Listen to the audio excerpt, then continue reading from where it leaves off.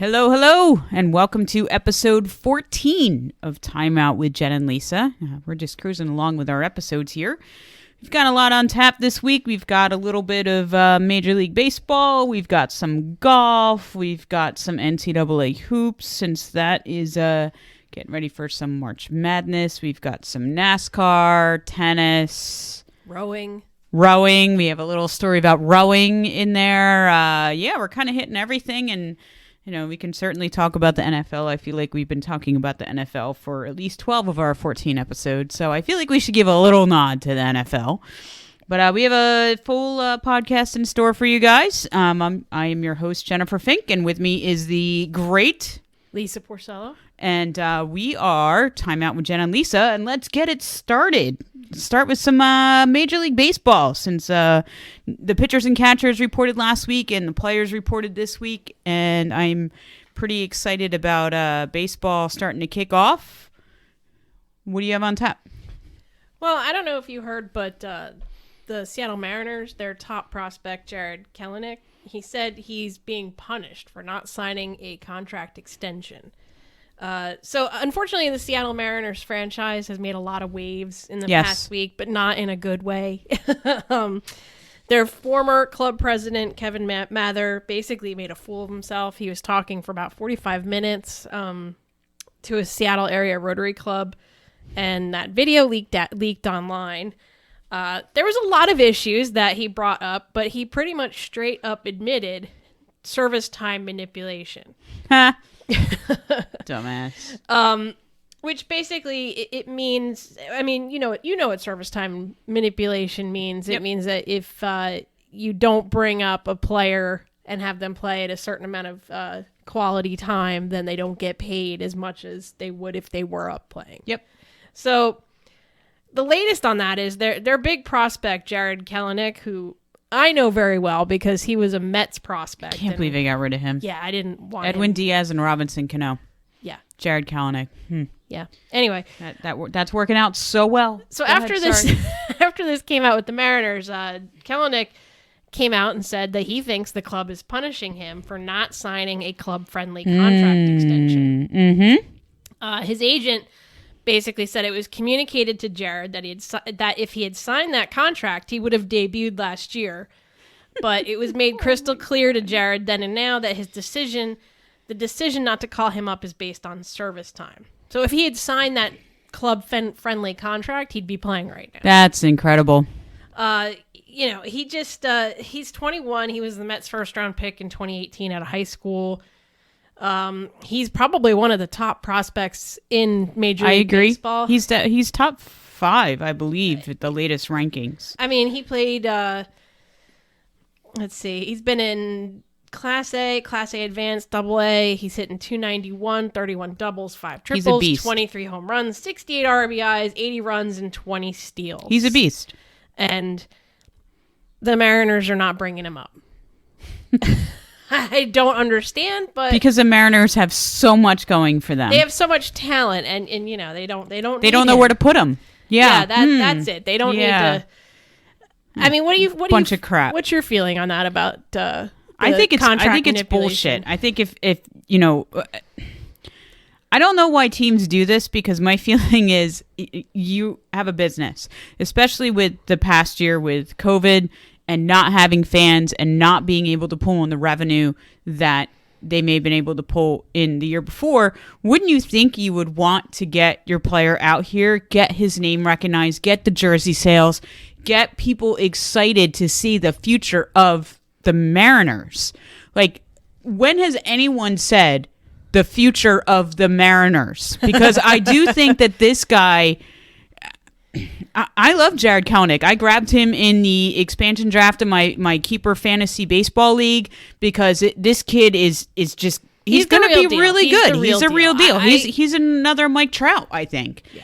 And I think, the Mets did what they had to do at the time that they had to do it with the coupons, the Wilpons, the coupons as we call them in the Northeast. Well, and Brody Von Wagner, who, just that whole mess. Big fiasco. Anyway. But it is what it is. But I don't understand this whole service thing. Like, I get it if you have a player that, is going to be I don't know, maybe you don't see long-term investment in the player, but this sets such a sour note for players that you know are going to be long-term. Like, to me, it's BS, because if I had a player that was really good and okay, I need to pay them a little more, maybe, you know, the revenue's not there, but you can make up the revenue in other ways, and that's what they're not doing. Baseball will be back. People will be coming into the stands. Yeah, absolutely. The fact that this came out and it's basically, you know, this idiot is like, oh, okay, you know, we didn't bring him up because we didn't want to pay him. Well, guess what?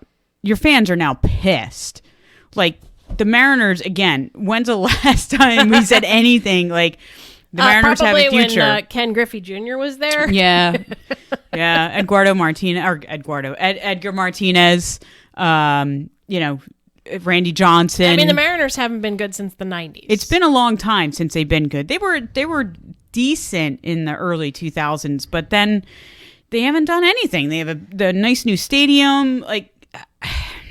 But if using your argument about baseball being a business, then maybe this was a business decision to save money. Save money from what? Your team sucks. you have to get people behind your team. You have to get people behind your brand. That's the bottom line. That's marketing. That's what you have to do. If that means you have to spend a little bit more money, like, don't even get me started on Dak Prescott and the Dallas Cowboys. They're such a huge brand already. They can put Joe Smith underneath and as a quarterback, and people would still be like, oh, the Cowboys are awesome. The Mariners don't have that. It's the Seattle Mariners. Now, I have no problem with the Seattle Mariners. I like the Seattle Mariners. I have no issue with them. They're a West Coast team. Loved Ken Griffey Jr. Thought he's, you know, totally one of the best players ever to play the game. Absolutely. Randy Johnson played there, came out of there. Like, Seattle is... they're a great team. I like them. I like Seattle, but the market, you don't have the media, you don't have the New York media, you don't have the LA media, you don't have the Chicago media. You know, people think of Seattle, they think of Starbucks. They don't think of the Mariners. I honestly think that the Seattle Kraken, the new NHL team, are actually going to draw better than the Mariners. Here's the other part that gets me with this whole scenario. He did not sign a contract, and he was flat out told that if he had signed the contract, he would have debuted last year. That's like workplace bullying. Like, I don't know, like, if that happened in my corporate world, like, if I didn't sign my performance review every year, I would be demoted or not promoted. You know, I don't get it. Like, to me, I'm like, what is going on? This is a standard that, you know, we just went through training at my job for, you know, harassment and bullying, and you can't do this. You can't. I mean, this guy's a moron. I'm glad he's gone, because he's making a huge mistake, and I think the Seattle fans deserve a lot more than this and a lot better than this. Because they don't have much when it comes to sports. No. I mean, we've talked about it. I think they're going to lose Russell Wilson. I think they are. And I mean, they lost their basketball the team. The Supersonics. They are getting an NHL. They were the Sonics. Yeah, they are getting an NHL team. Seattle Kraken. They have a WNBA team. Which the Storm almost, I feel like, gets better media. They just won the WNBA championship last year. They get more media than the Mariners. So here, I mean, we see. I mean, I've seen firsthand what a exciting young player can do for a team. Look at the New York Mets and look at Pete Alonso and look at Aaron Judge the at the rookie Yankees. home run race. Like, all the attention that brought to the team that had. I mean, there was really nothing else to be excited about with the Mets, but we had Pete Alonso and his home run race, and that's what a young player can bring to a team. I remember the game we went to when Pete Alonso broke that home run record. The Mets had no shot of making the postseason. Nothing. Had nothing. And we were out in left field, just in foul territory. We could touch the foul pole. Mm-hmm. Remember, we had the end seats right by the foul pole. Yep. And I think we paid, $50 a ticket. Mm-hmm. And I could have turned around and sold them for $300 a ticket. That's what a young player can do to a team. Look at the Blue Jays. Yeah. The Blue Jays are a prime example. You have Bichette. You've got Guerrero. I mean, come on. I don't get it. Like, but you know what? The Mariners, he's gone.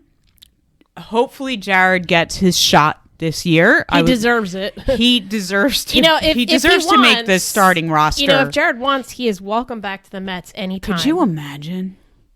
I was pissed at that trade. I didn't understand it at all. But wasn't there some sort of weird thing that wasn't one of? I think was Cano or Diaz. If you guys wanted Edwin Diaz. You guys wanted a closer. Yeah. In order to get Edwin Diaz, you had to take Robinson Cano. And it was a huge contract. It was like a collateral. Like, here, you also get Robinson Cano. And I remember I was like, maybe you'll get a decent year out of him. And it wasn't too bad. But it's Robinson Cano and Edwin Diaz for a young player. Like, imagine if he was still with the Mets. Conforto, Kalanick, Alonso. That's crazy. McCann, Catchin, got DeGrom. Like, yeah. Yeah. So here's hoping we see Kalanick play this year. He deserves it. Totally. Come on, Mariners, bring him up. Totally does. He totally deserves it. I hope that I hope he comes up for sure. But speaking of the Mets, you guys got a new pitcher. Yes, we did. I think he's going to fit in nicely as our fifth starter. Walker. Yep. Walker, yes. And what I thought was pretty cool is he's numbered 00, but 00 is actually Mr. Met. Mr. Met. So he is going to be 99. Yep. Which I think is pretty cool. Like, I already heard Carson Wentz went to get his number 11, and he said no.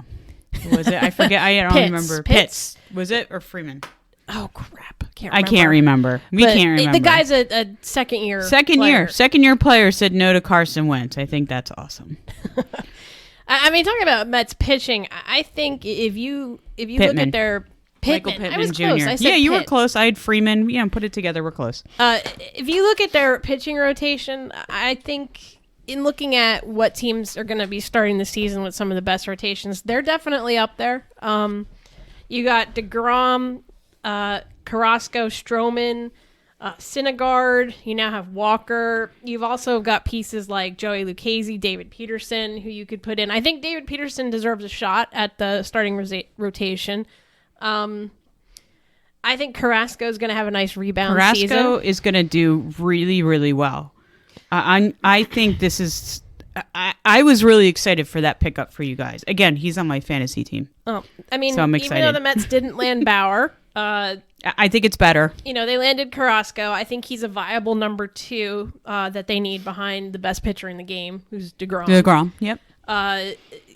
If you look at, he was part of that Francisco Lindor trade. I mean, yeah, he did battle leukemia, but he was excellent as a reliever last year, and he had a couple starts. He returned to the rotation last year for the Indians. He had a 2.91 ERA. Career best 157 ERA plus in 12 starts. Yeah.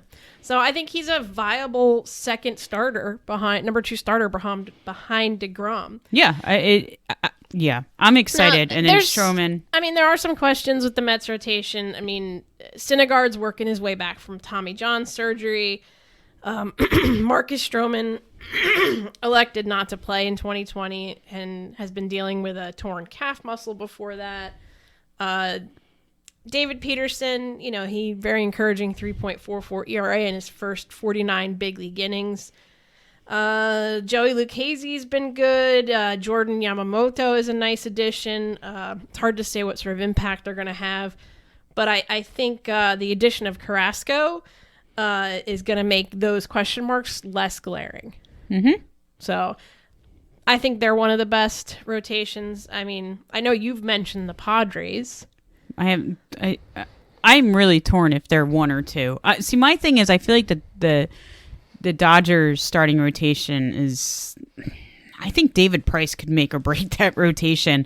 I think if you have David Price of 3 years ago when he was just nothing, I feel like that rotation drops down. I'm still question mark on Clayton Kershaw. I wonder if there's like a longevity of he's the best pitcher in baseball, but I feel like he's starting to get surpassed. And don't get me wrong, they have a great rotation, but I do feel like the Dodgers, even without Clevenger, is gonna be better. I mean, Darvish is still very consistent. Snell, Lamet, Musgrove, and Paddock. Walker Buehler, Julio. Yeah, I mean that's their. I mean, last year the Dodgers had the National League's best rotation ERA with a 3.29. That was with a hot David Price, man. And now they've just added a pitcher who has the National League's best individual ERA, 1.73. I think egos are going to get in the way. I really do. You got 3 Cy Young winners on that rotation: Bauer, Price, and Clayton Kershaw. Clayton Kershaw has 3 Cy Youngs. I just don't. I just feel like they're just getting older. But you have Walker Buehler, who's 26. Mm-hmm. He's already been a great postseason pitcher. And Urias too. Julio Urias is awesome. Urias is 24. You've got 23-year-old Dustin May, who you could put in there. 26-year-old Tony Gonsolin. I feel like if they actually went to some of their younger pitchers, they would definitely be number one. But it's hard for me to say that they're number one when I have a lot of question marks on David Price, and I don't know. I'm not feeling Clayton Kershaw this year. But you look at what the Dodgers have in prospects in the pool. That's where I totally agree with you. Talent in prospects. Dustin May he's great. Like their number one prospect per MLB pipeline is Josiah Gray. Number 9, Mitch White. They could both make their mark next year. There's a lot of young talent. So let's say you're worried about Clayton Kershaw, you're worried about David Price and their durability. Mm-hmm. The Dodgers have some young arms they could easily put into that rotation. Yep. So I agree with you there. I just think with what they're presenting as their starting 5, I feel like the Padres are stronger. Well, let's see. The Padres... Because we know damn well and good that by mid-season it's going to be totally different. Well, yeah. The Padres, you got Yu Darvish, Blake Snell, Dinelson Lamet, Joe Musgrove, and Chris Paddock. Mm-hmm. So, I mean, even though Mike Clevenger isn't going to throw a pitch for them in 2021, I think they still have one of the best rotations in the game. Yep. I mean, after getting Yu Darvish and Blake Snell and Joe Musgrove, they've got Mackenzie Gore and Ryan Weathers in the mix. So their 2020 breakout star in Dinelson Lamet, 2.0 ERA. Here's the issue. The biggest questions with the Padres, though, are health. Lamet dealt with an elbow issue at the season's end. Snell has had elbow issues. Darvish has had elbow and tricep problems.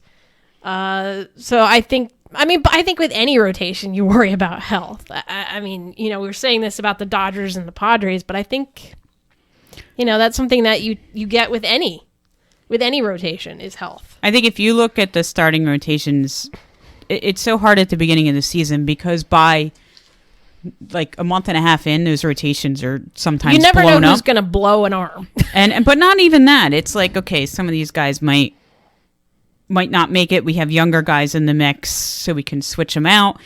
But what they're presenting as their starting 5, I don't know. I like the Padres. I got 2 other teams. I have the Mets, and then the Yankees are said to be up there, but I don't see it. I think they're not on my list. I don't think you can leave out the Nationals. Well, that's who I was going to talk. I got the Nationals and the Braves. Oh, totally. Yep. Nationals, you got Max Scherzer, Patrick Corbin, Steven Strasburg, John Lester, and Joe Ross. The top end of that rotation is as imposing as any in the game. With those big 3 of Scherzer, Strasburg, and Corbin.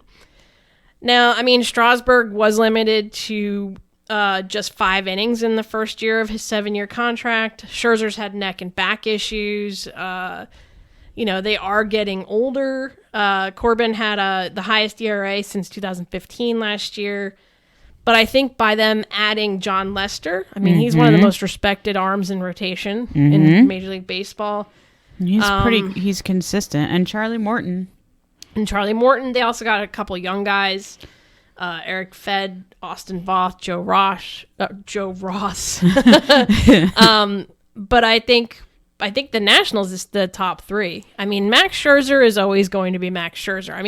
He's had some back and neck problems, but to me, he's a machine. He's a competitor. Yeah.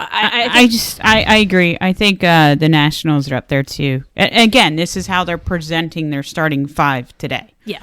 Not in a month and a half. Because in a month and a half, I could be like, well, the Yankees are number one now. Yeah, I don't see it. I mean, you guys do have Garrett Cole, but there's already some trouble. I like Corey Kluber. I think if he can come back and be the Kluber of past 2 years ago, I think that's going to be great. But it's a really hit or miss. I really like Jordan Montgomery too. Yeah, he's a good. I mean, there is some. Domingo Germán needs to go. That's just I my mean, general Yankees opinion. players have really made it clear that they're not happy about him being with the organization. Yep. Yeah, I think if Jordan Montgomery can get consistent starts, I think he will grow into a good pitcher. It's just a matter of if he can stay consistent. Has he been up at all, Jordan Montgomery? Yep. Okay. Mm-hmm. Yeah, and he would have like one really good game where he'd, strike out 8 or 9, and then he would give up 6 runs in the first inning. So he needs to get consistent. And I believe Severino's coming back in June, like right around the All-Star break, June, July. Okay. So that's going to help the Yankees rotation as well, because he hasn't pitched in, I can't even remember, 2018. Yeah, it's been a while. It's been a long time. But I think if he comes back, it'll be good. But I don't know. I don't. A lot of people have the Yankees rotation pretty high. I don't see him that high. I think the Nats and the Braves are ahead of them. I mean, the Braves, you've got Max Fried, Charlie Morton, Mike Soroka, Ian Anderson, and Drew Smyly. And Soroka's back from an injury. Remember, he tore up his Achilles. Yeah, I mean, Achilles. Their rotation pretty much crumbled in 2020. Absolutely. But it was basically out of bad luck. They lost their 2019 NL Rookie of the Year runner-up with Mike Soroka. He had a freak Achilles injury. It just... I think what we really saw out of the 2020 season was Max Fried, who really put up stellar numbers and really was able to show how good he is. Ian Anderson coming in September was pretty much flawless in the regular season, postseason. I think the Braves have 3 of the most intriguing young arms in the sport, between Soroka, Anderson, and Max Fried. So. Soroka, I think for sure is going to end up really being a superstar. He's got it. If he can stay healthy, I think, And Charlie Morton, he's a American League Cy Young finalist in 2019. He did have some shoulder fatigue in 2020, but he's recovered to show improved velocity. The only one that's interesting is, I think, Smyly. I don't know. We'll see how he does, but I think the 3 young arms that they have in their rotation is going to be for some interesting games. Mm-hmm. So I would definitely put them in my top pitching rotations in Major League Baseball. I think the Phillies are make or break, and they could make your top 10 if Aaron Nola and Zach Wheeler do well. I mean, they do hurt in that 4-5 slot, but yeah. I do think that they could carry the team through a little bit. I think the Blue Jays could end up in there. The Indians have a nice rotation. I don't know. Going into the season, I think it's. I still think it's Padres, Dodgers, Mets. See, I would say Dodgers, Padres, Mets. I like to change things up. I know you do. Yeah. I think you're. I mean, I'm a Mets fan, so of course I'd like to say yes, the Mets should be the best, but I think they're a solid 3. Mm-hmm. I think they are number 3 when it comes to pitching rotations. And I think it's a toss-up for one between... You could go either way, Dodgers or Padres. I think either one. But as you've been saying all along, we'll see how the season goes. Things could change. I mean, that's the beauty of sports, is that nothing's a guarantee. Oh, yeah. Anybody can win. Anybody can succeed. It's just, you just don't know. So, who knows? I mean, maybe the starting rotation for the Marlins suddenly emerges as... the best rotation in baseball. You just don't know. So it should make for some interesting time. It'll be fun. Regardless, it's baseball. Who doesn't like that? Sleepers. Do we want to move on to sleepers? Sure. 2021 sleepers. Actually, I think yours are players that were supposed to break out in 2020 who did not that you're saying should break out in 2021, think, right? Yes, I have like a couple guys that I think I have one sleeper. Okay. But go ahead. Well, I think a young guy to watch in 2021 is Joe Adell. He's an outfielder with the Angels. Now, last year he was expected to break out big time, but it just didn't happen. I mean, he was predicted to win AL Rookie of the Year, but instead he hit 161 with 48 more strikeouts than walks in 38 games. He didn't win any hardware. The Angels didn't make the postseason. He's definitely going to start the year in the minors. The Angels have depth in the outfield. They got Dexter Fowler, Juan Lagares, Scott Scheibel, John Jay. They're not long-term solutions, any of those guys. But I think they're going to give the Angels the ability to play it slower when it comes to Joe Adell. This way they don't have to bring him up right away. I think he struggles with pitch recognition. He tends to go fishing after too many pitches. Oh, yeah, totally. He's been tinkering with his swing to find something that works. But even for all of those issues, he still shows that he's got explosive bat and foot speed. That did make him a top prospect in the first place. Right. He didn't connect much with the ball, but when he does connect with the ball, his average exit velocity is 90.6 miles per hour, which ranks in the 78th percentile. His sprint speed is in the 98th percentile. I think based on those two stats, there's some hope for him. I think that he is going to start the season in the minors, and I think that depending on how well he does in the minors, I think we'll see him at some point in the season. And I think he's primed for a big season. Okay. I think between the fact that the sprint speed and the exit velocity, I think if he can maybe be a little bit more picky about what pitches he swings at, I think he could have a breakout 2021. Okay. I like that. I like Edwin Rios, third baseman for the Dodgers. Okay. Back up to Justin Turner last year. He had a line drive rate of 39%, which was tied with Freddie Freeman, who was your National League MVP. That's not a bad person to be tied with. No, not at all. 258 home runs, 17 RBIs, and a nice shortened season. I think he's kind of a guy that's nobody really talking about, but I think he's a guy you want to pick up in your fantasy The Dodgers have so much talent. The Dodgers do have a ton of depth. They have a deep everything. Well, that's the thing. I think you're going to see guys kind of disappear in the mix because they've got so much talent. I mean, another one of my guys is also from the Dodgers, Gavin Lux, an infielder with the Dodgers. Yeah, totally. Yep. He should have hit his way into the Dodgers starting nine last year, get them over the hump in October, but he hit 175, appeared in only 19 games, and one playoff game. Yeah. He had a year to forget last year. It was, I feel like you just can't count anything last year because, like, for me, for my fantasy baseball team, I suck in the first half. I hit the All-Star break, and then I don't lose a game usually, and I make it to the championship. Yeah. I came in 11th last year out of 12 teams because it was a shortened season and I couldn't manage. I think I can't manage it. Well, so how do you say, like, these players that you can't get into a groove? Well, and I think last year Lux pretty much had a year to forget. He didn't make his season debut until late August because of the fact the Dodgers have such depth. He's, and also his offensive and defensive woes.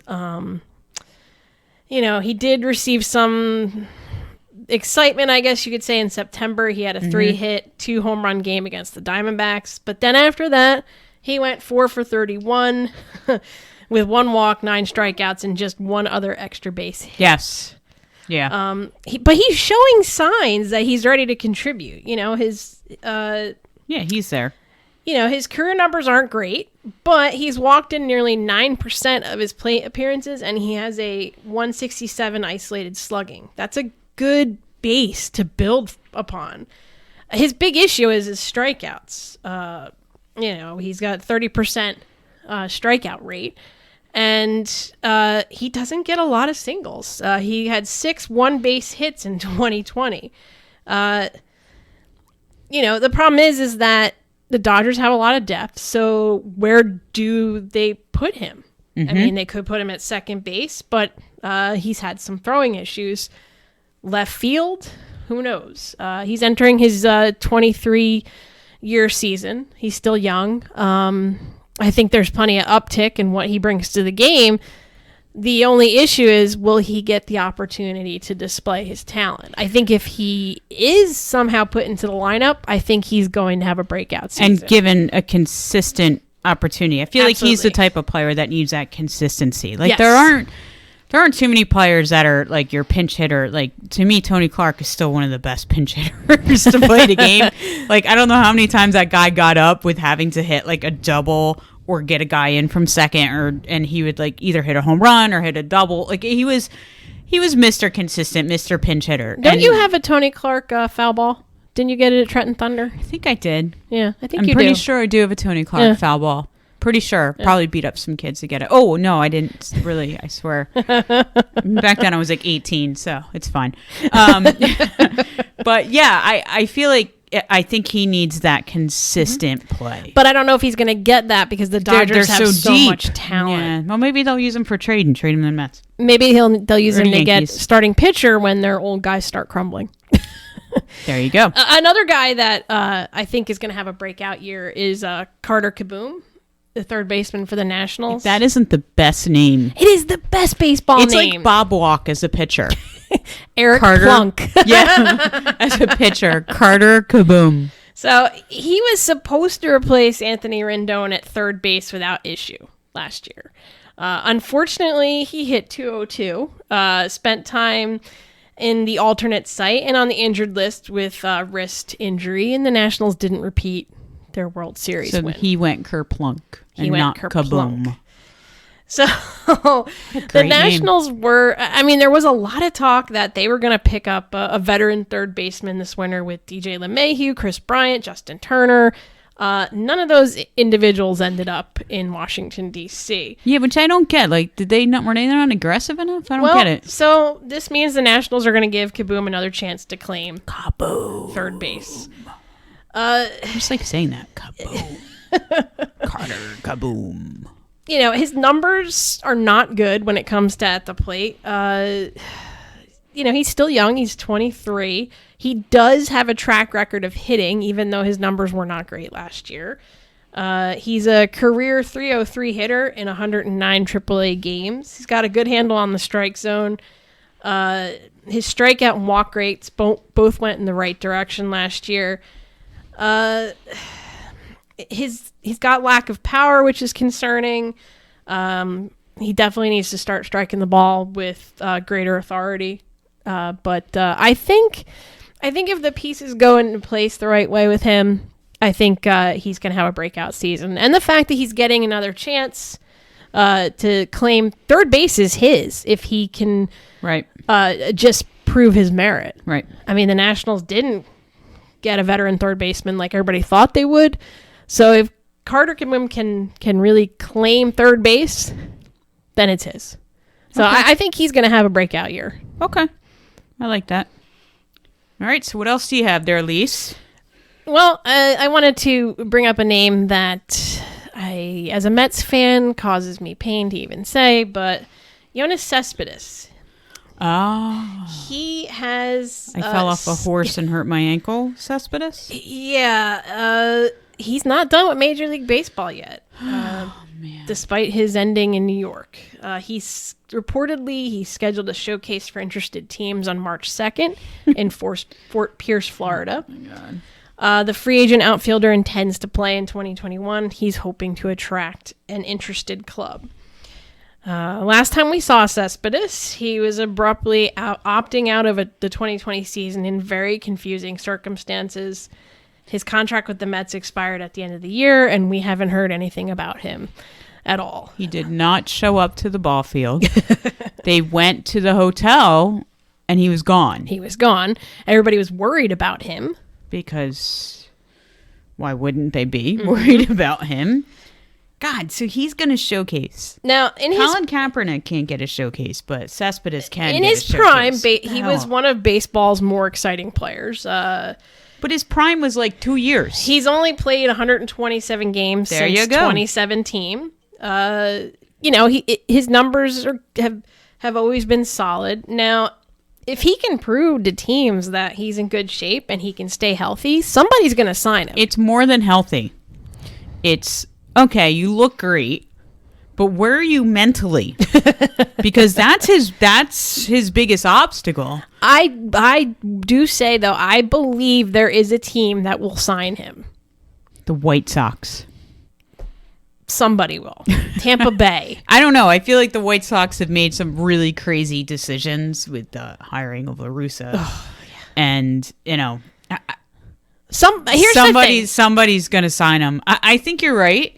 I think that the first thing I would do would be put him through some sort of a psychological evaluation to make sure that he's mentally stable. And I don't mean that in a bad way. All I know is I'm worried about the guy. When he did play last year at the beginning of the season, he wouldn't even run to first base. No, that's what I mean. Like, he's shut down. He'd kind of like just speed walk to first base. Like the balloon ladies at Disney runs, yes, right? Yes. 16 minute per mile ladies got to stay in front of. He's got two. What did he do? Didn't he break both of his ankles? And wasn't he? I don't know. I feel like he fell off a horse and he was wrestling something, and I don't even remember. Down in his Florida ranch, he was wrestling unbelievable alligators and fighting wild boars. Who and knows? But according to him, maybe he was. But I guarantee somebody's going to pick him up.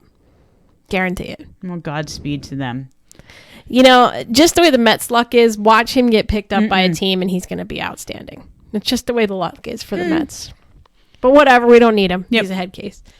My other thing I want to talk about was Vladimir Guerrero Jr. Did you hear about this? Yes, he dropped a lot of weight, right? 42 pounds during the off season. So hold up. So his off season started October, right?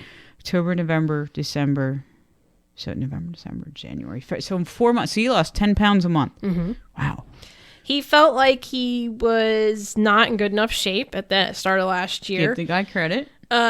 He said shedding the weight wasn't that hard. He thinks it's going to improve all aspects of his game. Wait until you're 40 and then tell me it's not that hard to lose it. But go ahead. Last year, he came in at 280 pounds. He's about the 230, 240 mark right now. While he primarily plays first base and DH last year, he said he's open to playing third base again since he's gotten skinnier.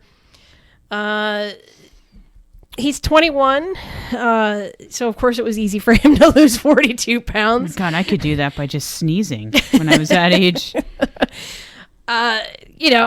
He's saying that losing this weight is going to help his game. But I sometimes think about when these guys lose weight, sometimes they just can't play. Like a huge thing, one that really shows that. Remember CC Sabathia? I was just going to say, my guy is CC Sabathia, and I just remember he was like 300 pounds, and then he came into the camp, and I can't remember. Like, I think he lost 60 or 70 pounds. Like, it was ridiculous. And I remember I was like, oh my God, the dude's not going to be able to throw, because all your mechanics get thrown off when you're used to being a certain size, and then it's a dramatic loss, a fast loss. Like, yeah. I mean, if I lost 50 pounds and I did it very fast, I'd probably trip going up the steps, but I don't lose it very quickly. So, well, you're in your 40s as he's 21. There you go. Like, he probably stopped eating dessert at lunch, and that's how he lost 42 pounds. I'm going to stop drinking soda. I worry about his mechanics as well. Yeah, that can change a lot. I mean, yeah. He's young. He's got a good group around him that can help him, so he's got the genes. He'll be fine. Yeah, that he does. Yeah. So I was just thinking about that in players that were heavy and lost weight and then just couldn't play. And you're right, Sabathia was top of that list for me. I think his Sabathia's velocity went down 2 miles an hour on the pitches, and that was my biggest concern. I was like, you're taking 60, 70 pounds more of energy. I mean, that's simple physics. Like, you're used to getting that additional energy, and hey, whatever. And then he went back and he gained weight again, and he did well. Yeah. Isn't that amazing? So go overweightness. Hooray for being fat. pretty much. But hey, you know what? I hope it works out for him. I like the guy. I do. And I hope he does play better after losing 42 pounds. But I always like to I'd like to lose 42 pounds. I'll do it over 6 years. I'd like to lose 4 pounds. Kudos to that. But, we're middle-aged, so we'd have to really cut down. I think my metabolism just turned off. That means no beer, no, it's no fun. No Doritos. Anyway, how are you? Anything else on baseball, or I think that's pretty much it on baseball? That's it for me. We had a lot to talk about with baseball. Well, I mean, spring training started, and I'm excited. Yeah.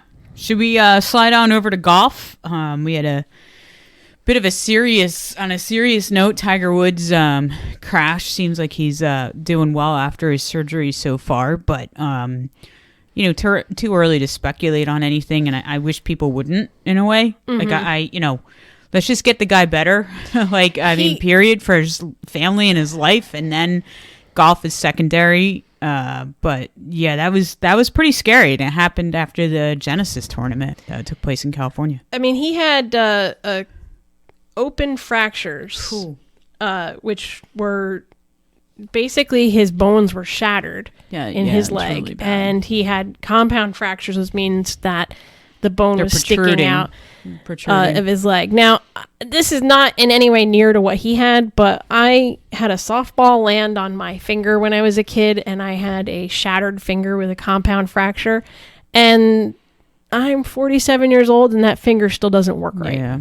So that's just a finger. Yeah. It's fused. It hurts sometimes. You got a bunch of screws and rods in there, and I mean, who cares about any of it? The fact that he's alive and well is really the blessing from this. You don't want to see this happen to anybody. Like, I don't care. I mean, Tiger Woods is a big mentor to the young players. He's a big person that people follow, and he's someone that a lot of people look up to. And a 15-time major champion with 82 career PGA Tour wins. Yeah, you hate to see this happen to anyone, but you certainly when it's such a positive influence. One of the most exciting players ever on the PGA Tour. Mm-hmm. You really hope the best. I mean, he is also coming off of, I think, his 5th back surgery because he was hoping to come back and play because he was dealing with back issues. I did hear talk of the players all wearing red shirts on Sunday. That's cool. As a tribute to Tiger, because as we know, he wears a bit of unity. Yep. Yeah, he always wears a red shirt on final day of play. So I did hear some talk about that, about the guys wearing red shirts, which I think would be awesome. That would be nice. That'd be nice if they did that for him. Yep. I mean, so their support. Thankfully, he's alive. It's his legs, but he had surgery. He can heal. I mean, we're just hoping the best for Tiger. Yep. And I mean, it doesn't take away from everything else that's going on in the world. But yeah, I mean, the big thing is that he's alive, and maybe his capacity changes. But I think that would be a nice way for them. This week, I believe, is the WGC Workday Championship in Bradenton, Florida. So that'll be pretty nice. But there was a playoff at the Genesis. Mm-hmm. Just to go back to that, Max Homa beat Tony Finau. So what's crazy is Homa needed a birdie on the 18th to win this in regulation, and he had a beautiful, beautiful shot on his second shot, and he got the ball within 3 feet of the cup. 3 feet. If he sunk a 3-foot putt, he would have won the championship. Would have birdied it, won the championship. Everybody would have gone home at a decent time. He missed the putt. Ugh. So that's what I do. I mean, I miss 3-foot putts. I'm lucky if I can hit a 6-inch putt. But anyway, so he missed the putt. It went into a playoff. Fortunately, it was the second extra hole, but to even get to that second extra hole, Tony Finau missed a putt that it could have sealed the victory. They both parred it, went into the second hole, and that's where Homa won. So he won it in the playoff on the second hole of the playoff round. I think it was hole 10 or 11. Maybe they started on 10, so it must have been hole 11. That he made that. So congratulations to him. I think Tony's a good choice for this week. I think he plays pretty well down there. And was it the Concession? I think is where it is. So he plays pretty well. So we'll have to see what happens. The Puerto Rico Open is, I think, next week, and this week is down in Florida. So that's all I have on golf. Do you have anything else you want to add to golf other than the LPGA is starting up, I think, in 2 weeks? I think so, yeah. I think it's 2 weeks. Yep. I think it's the first or second weekend of March the LPGA kicks off. So that will be fun to get a little bit of LPGA action going on. I think your LPGA golfer to watch this season is going to be Nelly Korda. Oh, yeah. Yeah, I could see that. I mean, she showed her brilliance last season, and I think she's just going to only improve. So she's the one to watch. She's got a little bit of a hard time closing. She's young. But I think, yeah, I can see that. Watch out for Lexi Thompson. I think she's going to have a good season. Oh, interesting. I think she's been working on her swing. She's been working on her short game. I think she's going to have a good year. I mean, she can drive the hell out of the ball, but as you've always said, it's short game that wins. I mean, when my dad was alive and we played, I used to be able to hit the ball a ton. Mm-hmm. But my short game was terrible. Yeah. Yeah. And he would beat me all the time at your short game, right? Because I short game was terrible. Yeah. So yeah, it'll be interesting to see how the LPGA kicks off. But I'm telling you, Lexi Thompson, she's been working on her short game, so I think just watch out. Be nice to see her because I feel like she did really, really well and then got backed off a little bit. I think she's just driving the ball too far and had no short game. So that's you got to put it all together. But I agree with Nelly Korda. I think she's going to make some noise this year for the women. I mean, Nelly Korda, when we saw her play live at Trump. Oh, for the U.S. Open. God, does she have a beautiful? Yeah, beautiful swing. Oh my God, like just beautiful, beautiful swing. Very natural athlete, which I would hope, since considering her father is Peter Korda. The whole family's athletic. Her sister's a pro golfer. Her Jessica. Brother is playing tennis. Like the whole family's athletic. Mm-hmm. And I wonder what's going to happen. I mean, the Summer Olympics are still supposed to be a go. So I think they're going to be a go. Yeah. I mean, and then so we've got our golfers going over there too, which I think it's a month hiatus they take from the tour. I don't know. Actually, the LPGA is starting this weekend. See, I knew it was soon. All right, you were I knew it was soon. You know what you're talking about. It's this weekend. Somewhere in the south because we still have snow on the ground. Yeah, they're not playing here. We've got like 10 inches of snow on the ground. Although that might make for some interesting play. Yeah. Florida, Orlando, Cambridge. So yeah, so it's actually going on right now. Actually, Megan Kang is Megan Kang. Sorry, Megan. She is tied for first so far, but there's a bunch of other players going. Well, and it just started. Yeah. But it's fun. It's fun to see. Stacey Lewis in there. You know, I feel like I've jinxed it for the Northeast because I got a brand new 3-wood for my birthday. 2 days later, we got 18 inches of snow. Yeah. So it's my fault. It is because I haven't been able to play with it yet. It's all your fault. All right. So that is golf. I want to talk a little bit about NCAA hoops as we're getting into March Madness. Yep. You know, I think this is when the fun time starts to happen, and you've got your top 25, you got your top 25 men, your top 25 women. They're doing it a little bit differently this year. They're doing it based on not as much RPI as their losses to top teams, how much they lose by. It's a different type of strength ranking. They still, for the women, they've UConn as number 1. Louisville was number 3. They dropped to 6.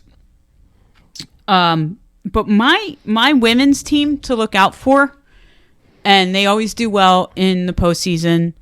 They always do well in. They usually get pretty far. They usually win the conference. There's no conference championship this year, but they usually get pretty far to quarters or to Elite Eight. Is Maryland? I think Maryland could upset some people. I agree with that. They lost by 2 to Ohio State in January. Their only other loss was in November to Missouri State. I think you also have to look out for Baylor. They've won 10 in a row. My only concern with Baylor is that they're peaking a little bit too early. All right. Because they're just dominating. Maryland is Maryland's Maryland. I don't want to say they're dominating. They play in the Big Ten. Tough conference. There are 5 teams in the Big Ten in the top 25. Rutgers just became the 5th. They just cracked the top 25, which I think is long overdue. I think they deserve to be in earlier. They're 5-week hiatus because of COVID. I agree, but if they're looking at it from wins, losses, and who they've won and lost against because of these potential hiatuses because of COVID, they should have definitely been in before then. You know what I mean? So hey, I'm just excited that I think this year both Rutgers men and women will make it into the tournament. The men haven't made it since 91? The men would have made it last year, but because it was all canceled, they didn't. And they have not made the tournament since 1991. And I think this year is our year. I think we're going to make the tournament, men and women. And it doesn't even matter if the men lose in the first round. I don't care. They made the tournament. But I agree with you on Maryland. I think Maryland's a sleeper. SEC has 6 teams in the top 25, but I think that's a little bit high. Arkansas, Georgia is in there. Tennessee, not that they're not deserving, but I just don't see them getting that far. Maryland's really a proven March team. I mean, they're well coached. Very well. Brenda Fries does an amazing job down there. So, so Maryland's my sleeper team. For the men's side. What year did Maryland win the tournament? 2007? 2006? 6. That was some team. Yep. Anyway. Yep. Christy Tolliver. Yeah. Nobody hits that little fade back jumper better than Christy Tolliver. She hits a fade back 3-pointer. I mean. Yeah. Anyway. It just doesn't happen. Anyway, for the men's side, I think the big story is, I mean, it's kind of up in the air on who could win it, but the big story is this could be the first time since 1995 that Duke men have not made the tournament. Wow. And the only reason they didn't make the tournament in 95 is because Coach K was out for that season with back surgery. He had just had back surgery, so he's recovering from that. And it really showed how much of a leader Krzyzewski is. So for them not to make the tournament this year would just be unbelievable. There's a bunch of big names that might not make the tournament, like Kentucky, I think Kansas, Syracuse. It's been really wild this year on the men's side. Like in December, you had Kansas, who was like in the top 10, and then they dropped, and I don't even think they're ranked anymore. So, but on the flip side of that, my sleeper for the men, Oklahoma. Interesting. Not even ranked in December. Not even ranked. Their losses have been very, very close, and it really went down to like experience. Do you know what I mean? And I think they've grown as the season's gone on. Right now, I believe they are number 8, I think, in the top 25. They're in the top 10. I really think that they're peaking at the right time. But my only concern with them is one player, Austin Reeves, is leading them in points, rebounds, and assists. So he's the whole team. So if he goes down, they're screwed. Or if he gets stopped, they're screwed. Yeah. But they play in a tough conference. I mean, I think Oklahoma could be a little bit of a sleeper this year. And what about the Fighting Illini of Illinois? I think Illinois is really on fire too. Yeah. They really are, but can they sustain it? I mean, it's the 25th of February right now. Yeah. Right. So we're looking at, you still got a month. You still have a month. So I don't know. I that's what I mean. The men are very up in the air. I still can't believe that Duke won't make it. It's a very, very strong possibility. It's like hell froze over that Duke doesn't make the NCAA Well, I don't think Carolina's going to make it either. No, they're not. It's going to be insane. Duke and Carolina not making it? That just doesn't happen. But, hey, it's going to give the opportunity some other teams that we may not see in the tournament. Detroit is number 5, I believe. My Rutgers Scarlet Knights. I know. Like I as a Rutgers fan, I don't usually have much to cheer about when it comes to sports, but Houston is 12th. I'm pretty excited about the tournament just because we're going to make it. And the thing is, like, everybody's like, oh, Gonzaga, but Gonzaga's not really proven themselves too much in the postseason. The postseason is just they just crumble. They crumble. Iowa's 9, Michigan's 3. I think it's gonna be fun. You always have your Cinderella teams, your Florida Atlantics, and your absolutely those teams that come out of nowhere and win tournaments. I mean, if you want to get really fun, we could see a men's women's champion from the same school. I mean, Baylor men are really good too. I remember when that happened with Connecticut. I think it was 2001. I think it's happened a couple of times with Connecticut. No, one might have been the last time that happened. Because I remember the Sports Illustrated cover. It was Diana Taurasi and Okafor. Remember him? Yep. So it wasn't 1 then. It wasn't. Was it 2? Could have been. Who knows?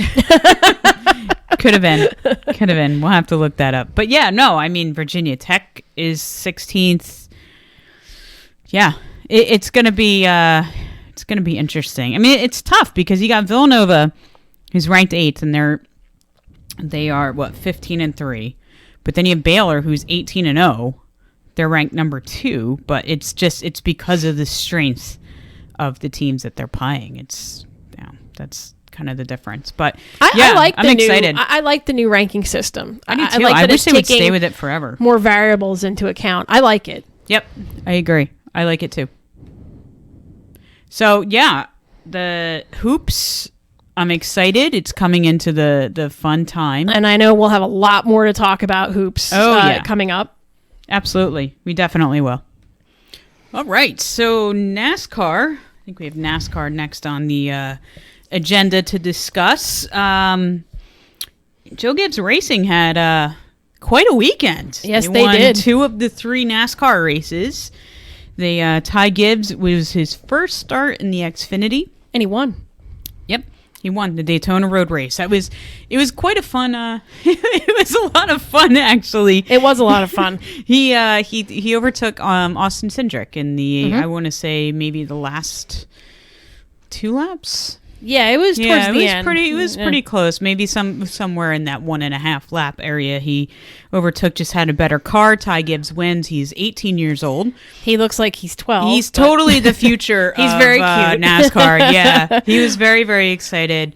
It was cool to see Joe Gibbs, his grandfather, tearing up talking about it. I mean, out of all the wins, that one probably meant the most. Yeah, he said that. He's like, I've had a lot of great wins, but it's a little different when it's your grandson, and I thought that was really awesome. So that was really awesome. That was an exciting race. Ben Rhodes won the Camping World Trucks. This is his 2nd win of the season in just as many races, both at Daytona.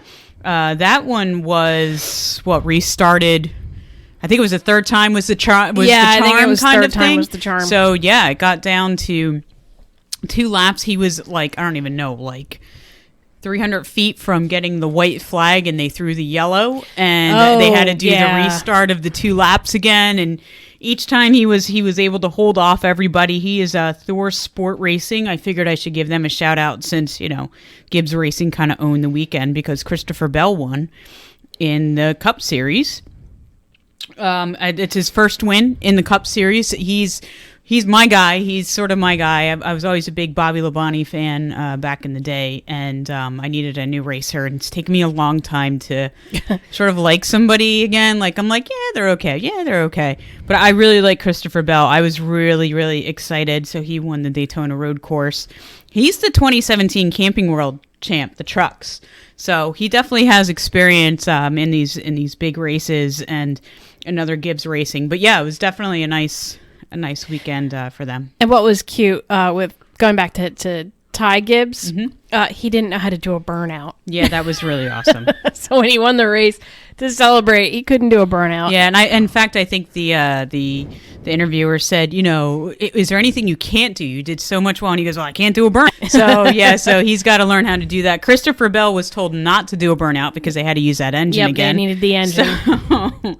So that was, and he passed Joey Logano in the last couple laps. I want to say they had about 3 laps. Because I thought that race was going to be Logano's. I did too, but Bell got the tires and he felt more comfortable out there. He had a really good car, so I was excited about that. And this weekend is Homestead. Hamlin's the 5-1 favorite on that, but my guy is actually Kevin Harvick.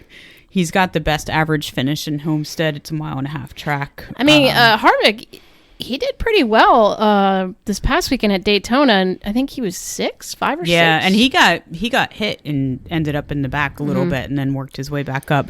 I think it's Harvick's weekend for sure. I think Kevin Harvick is going to win. Denny Hamlin won it in 2020, but I think it was the first race after COVID, after the pandemic kind of shut it all down. So, yeah, he won it in 2020, but he is the favorite to win again. Chase Elliott's an 11-2 favorite, but I like Kevin Harvick. I think he's got a really fast car this year, and he's driving with a Busch Light car, so yeah, should be good. Do you have anything else on NASCAR? No. Other than roaring engines and racing, racing fun. Tennis. Yes. Tennis. We had quite a weekend. The Australian Open finished up. Serena Williams made it to the semifinals, where she was taken out by the eventual winner, Naomi Osaka. Yep. It was really, I think, the changing of the guard. Absolutely. I think Serena's been so dominant for so long, and Osaka's got a little bit of game improvement, but she's really becoming the next generation of tennis player. Especially off the tennis court, because she really has established herself as a voice for social justice issues as well. So I think both on and off the tennis court, she's done that. Yeah, and Serena's been known for that as well. Yes. And it's interesting, too, because you don't really see a ton of tennis players being like as socially active as some other sports. So it's actually kind of nice to see. Like, tennis is always, you just think of Wimbledon with the white shirt and the white shorts and polite clapping and, no screaming and yelling. And Serena came in and was like, screw that, and just, took over. And, it's nice to see her doing that. Well, Osaka, she's a 4-time Grand Slam champion at the age of 23. She beat Jennifer Brady 6-4, 6-3 to win her second Australian Open. So she's got some pretty amazing achievements for just being 23 years old. She's the first woman to win her first 4 Grand Slam finals of her career since Monica Seles in 1991. Wow. She's the 7th woman in the Open era to save match point en route to the Australian Open title after her 4th round comeback against Garbine, I can never say this name, Muguruza. She routinely hits aces that are 119 miles an hour. Holy cow. She has no second serve, though. No second serve. It kind of reminds me of Martina Navratilova. She had no second serve. Steffi Graf didn't really have a strong second serve either. I mean, I don't think Osaka even remembers what it's like to lose. She has not lost in more than a year with 21 successive wins. Prior to that, she had 2 poor losses, including one to a 15-year-old Coco Gauff. And after that loss, it really forced her to reevaluate her entire approach to the game. After that, she's 33-2 in hard court Grand Slams since 2018, winning 4 of the past 6 titles. Wow. Because of the temporary alterations of the rankings during the pandemic, she's only going to rise from 3rd to 2nd place. But I think she might be the best player in the world. I think she is. My only concern is like, can she play on clay and on grass? I mean, she seems to be hit the ball hard, but I guess that was kind of Serena's game too. Like in the beginning, she was not your Wimbledon favorite. Her sister was. Venus was usually your Wimbledon favorite. It's a different game. You can tell she's not comfortable on grass and clay courts. Yeah. It's not her game. It's a little slower, a little softer. But I really think she's only sort of scratched the surface of her potential. I agree. I think she's definitely the best player. She's shown such a willingness to confront her weaknesses when it comes to her game. So I think she will embrace more time at the net, more stronger second shot. What she has to do is transition to the net. That's really her big weakness. And unfortunately on grass and clay, you need to have a good net game. And Absolutely. She doesn't have that.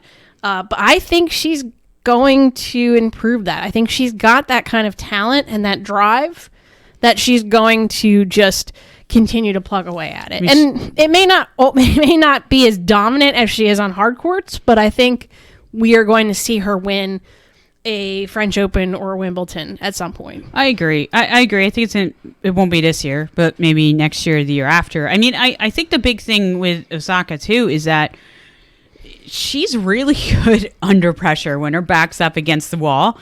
She won 80% of the break points that were up against her.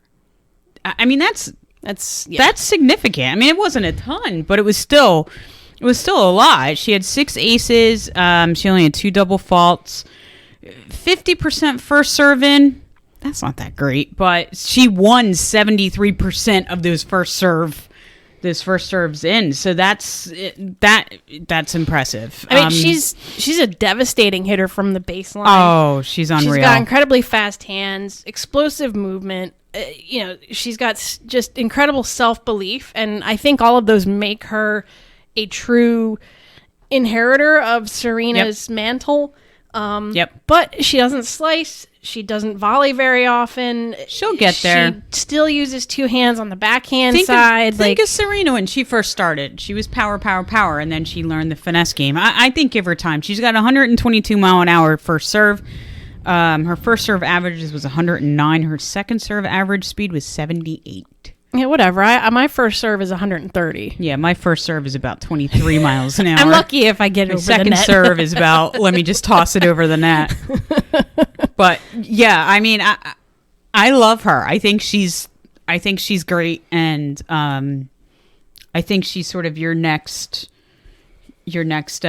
great female tennis player. Absolutely. And you're right. I mean, what makes her great is that she really finds her weaknesses and works to make them stronger. Yeah, and she's determined, and she really has, and I don't mean this in a bad way, a very high opinion of herself, which I mean that in a good way. You have to be. To me, that really will help her bring her game to where it needs to be. And I totally I don't agree. think she's going to be like an Arantxa Sanchez Vicario when it comes to dominating clay courts. No. I think we will see her win a French Open and a Wimbledon. I agree. I do believe that will happen.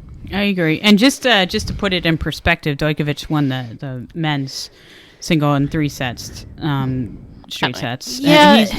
But here, listen to this. His fastest serve is 133. Her fastest serve is 11 miles an hour less than that. That's crazy. Yeah. That's crazy. So... Yeah, I don't know. I have to admit, I'm a little bored by the men's side. It's the same guys over and over again. I like that there's some new blood. Yes, with I the agree. Women, I agree with that. Actually, I apologize. Djokovic did not have the fastest serve. His fastest serve was 128. It was 128. And hers is 122. 122. Jeez. His average is 120, and his first serve average is 120. I think hers is, what did I say, 111? And second serve average was 97 for Djokovic, and he's your champion, and hers was 78. That's where she gets weak, and that's where I expected Jennifer Bradley to jump a little bit more, and she was in the beginning, but then just kind of she's overpowered. She's kind of like that baseball pitcher that can throw 100 miles an hour, but his off-speed stuff just isn't there. But once he develops something off-speed, he becomes just lights out. I mean, it's kind of the same thing. She's just got to... Yeah. If she has that devastating power, she's just got to get that net game. Mm-hmm. But I agree with you. The men's side is just not as exciting as it has been in the past. And I feel like the women, there's more movement in I think Osaka's taken over a little bit in the number 1 slot, and I think she really is the best tennis player in the world. How much longer do we see Serena play? I mean, she's a mom. I think she's been. She'll play all four this year, I think. Well, yeah. But I mean, I just wonder how much another longer. Year or two. I think she's going to play as long as she can. And maybe she'll just do doubles or something and just play Wimbledon doubles with her sister or something. Yeah, I mean, I always used to enjoy watching her play doubles with Venus. Oh, yeah. They're great too. And if you ever wanted to see a crazy rivalry, watch Venus and Serena play each other. It's so fun. Oh, my God. They want to kill each other. It's really fun. It was always fun. Yeah. I mean, I'm more of a old school tennis lover. I love Monica Seles and Steffi Graf and Martina Navratilova and all of them. It's a different game, but I mean, Serena's been so dominant and is just been a good advocate for young girls. And yeah, I think she has a few more years left in her, but I wonder. You know, especially when you see the younger kids coming up. Yeah. Who are beating you. Yeah. But yeah, no, so that's exciting about that. The next one up is we've got French, then Wimbledon? French is May. Wimbledon is June. And US Open is end of August, September. Yeah. So we have the French coming up. It'll be interesting to see what Osaka does at the French Open. I think that'll be kind of telling. Yeah, I agree with that. To see what she does. So, yes, so exciting tennis has started. And, yay. You know, speaking of accomplishments with women. Yes. There was actually just a really big accomplishment for women in rowing. Okay, do tell. Jasmine Harrison of England just became the youngest female to solo row across the Atlantic Ocean. She's 21 years old. She set sail from the Canary Islands on December 12, 2020, and docked in Antigua last Saturday for the Talisker Whiskey Atlantic Challenge. So she did 3,000 miles in 70 days, 3 hours, and 48 minutes. 70 days, 3 hours, and 48 minutes. 48 minutes. And how long was it? 3,000 miles. Wow. Now, Jasmine works as a swim instructor and as a bartender, and when they asked her about her accomplishment, she said, "It was everything I wanted it to be." So good for her, good for Jasmine. That's a lot of rowing.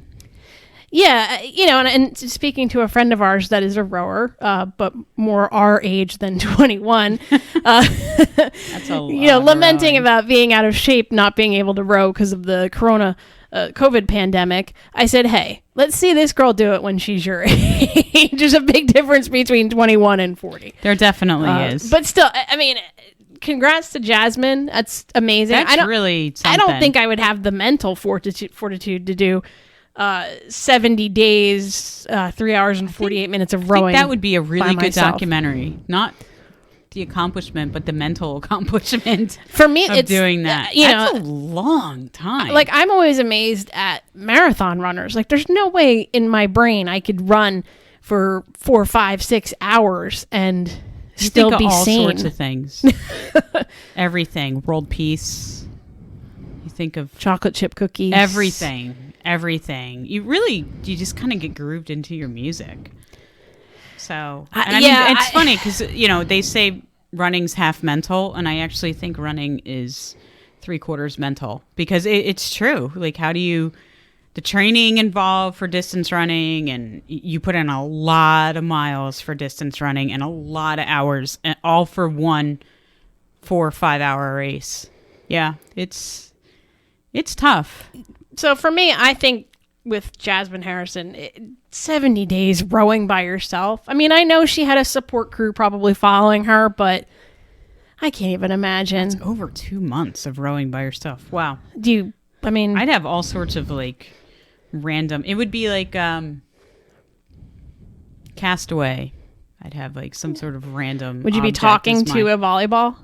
That's what I mean. It would be some sort of Wilson! random object. Can I just tell you, that was like one of the most boring movies I've ever watched. Never seen it. It took me like 4 days to get through it because it was so boring. I would stop and have to watch it in pieces.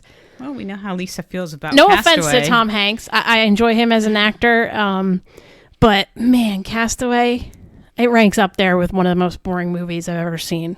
And Titanic, wasn't that one of your least Titanic favorites too? Titanic was just so ridiculous. I mean, at the end, I'm never going to let you go, Jack. Boop, lets him go. There he sinks. I don't understand why they both couldn't hang on to to the wood. It was a large enough piece of wood. It was a large enough piece of wood, and going on and on about how she'll never let go, and then boop, she lets go. Yeah.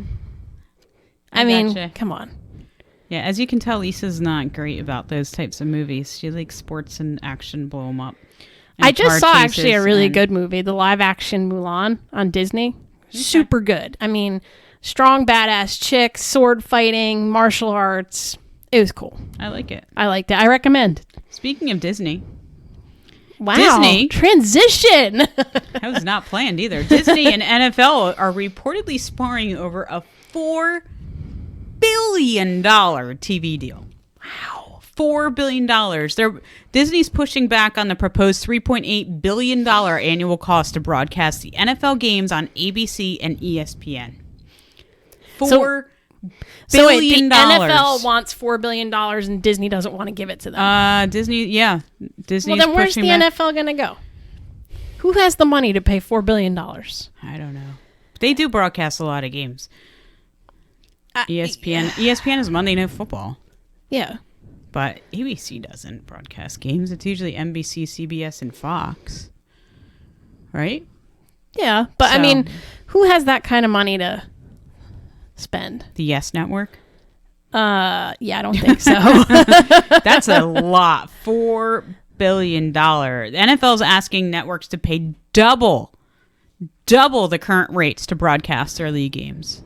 Because they know it's a cash cow. I mean, people will always watch football. It's a 100% price increase. Wow. But they can do it. They know somebody's going to pay for it. They say it's in part due to the low TV viewership, which I have heard that the NFL on TV, the viewership has gone down. But I think because of all the politics. People just want to watch football. Exactly. You just want to watch football. You don't want to hear politics. And I think that might have hurt them. Disney currently pays the highest premium for NFL games. In 2011, they signed a 10-year contract with the NFL to pay $1.9 billion annually to broadcast Monday Night Football. The other networks pay about $1 billion, and NBC, who carries Sunday Night Football, pays $960 million. So, in a way, I don't blame Disney for being a little pissed off here. They're kind of price gouging Disney. They're totally price gouging Disney. I mean, don't get me wrong. Disney's got Marvel, Star Wars. They're making money hand over foot. But that doesn't make it right to go ahead and price gouge them like they are. This year's Super Bowl had the lowest viewership. It did? Of any Super Bowl game in the past 10 years. Really? I'm surprised by that. That's according to this Business Insider article. I'm surprised by that because it's not like we have anything else better to do. Streaming subscriptions in the U.S. are up 50% at the end of 2020. Well, of course, because we were all stuck home and we had nothing to do. We couldn't go to games. We had to stream sports. If we wanted to watch any sports, we had to stream it. Yeah. Can't go to the movies, so we stream movies. We stream movies, yeah. Which I like. It's changed a lot. Yeah, I like it too. I like being able to pause it. Get some more popcorn. Get another drink. Yeah. I like that. I mean, the technology, the way it is, our TVs and surround sounds, who needs to go to a movie theater? Yep. I like my couch. Yeah. And plus, you can wear whatever you want. You don't have to get dressed. I practically do anyway when I go to the movies. Yeah, but if you wanted to sit around in your underpants on the couch, you could. Okay, that I don't do. You could do that at home. But I could. If you really wanted to. So I agree. I agree with Disney. I'd be a little pissed off too at the 100% price increase. Wow. Come on, NFL. Get your shit together here. I mean, it's just becoming a disaster. J.J. Watt's actually narrowed it down to a couple teams, and the Buffalo Bills are one of those. The Packers and the Bears are another one. Here's the thing. He's coming towards the end of his career. He wants a Super Bowl. So I think he's looking for a team he can win a Super Bowl with. So Packers, Buffalo could win a Super Bowl. Yep. So that would be fun. I don't think I have anything else on the NFL. Carson Just that Wentz, Cowboys, you need to give Dak Prescott a contract. Sign him. It's more than winning Super Bowls and championships. I mean, Tony Romo got the franchise tag, and he didn't win a Super Bowl. It's about leadership, and it's about what you bring to the team. And it was obvious when he went out last year. They were lost. That what he brought to that team is worth a franchise tag. Here's the thing. You don't give him a contract, he can turn that into a big contract with another team because there are plenty of other teams that would take him.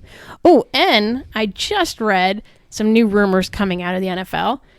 Russell Wilson, as you've said before, is extremely disgruntled with the Seahawks. And can you guess what team is now in the running and that he's really interested in going to? The Giants. You're close. The Jets. The Jets. Wow. Well, that's on him. Yeah, I don't know why anybody'd want to go to the Jets, but that's the latest rumor on him. That's on him. Yeah. That's on him. That's all I have to say on that. I mean, Trevor Lawrence wouldn't have had a choice if the Jets had the number 1 pick. Well, he wasn't going to go in the draft. Yeah, but that's his choice. Yeah. To not go in the draft. But if Russell Wilson wants to go play for the Jets, that's on him. Yeah, it just came out. You have fun with that getting beat. You think you're getting beat up now with the Seattle offensive line? Yeah, seriously. Crazy? Jeez. Yeah, he'd be better off staying in on. Seattle for that one. I don't know. I'm not buying that one. I still like him in Vegas. I think they're done with Derek Carr. But yeah, no, I could see him moving. So I think that's it for this week. I think we it covered is. a ton of topics. We covered everything from tennis to NASCAR to baseball to football. Oh, and rowing. And golf. Oh, and golf, yes. Yeah, and tennis. Yeah, we did tennis. Yeah. And a the little bit NFL. We everything. had to A throw a little bit of hodgepodge. NFL. It was a hodgepodge. We did not really talk about hockey, but the Devils are back playing, and they're starting to look like the Devils of previous years. Edmonton's starting to take off. Vancouver's starting to take off. Yep. That Northern League is looking better and better all the time. Very excited about the Canadian League. And, yeah, that's about it for this week. We hope everyone has a good week, and we look forward to talking to you next week. And do check us out on social media and check us out at our very cool website, timeoutwithjenlisa.com. And we thank you all for listening. Have a good one. Take care.